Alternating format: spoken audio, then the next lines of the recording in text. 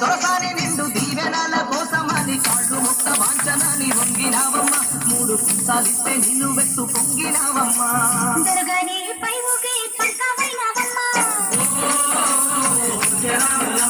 దొరసాని కాళ్ళొచ్చే దూదివైనవమ్మా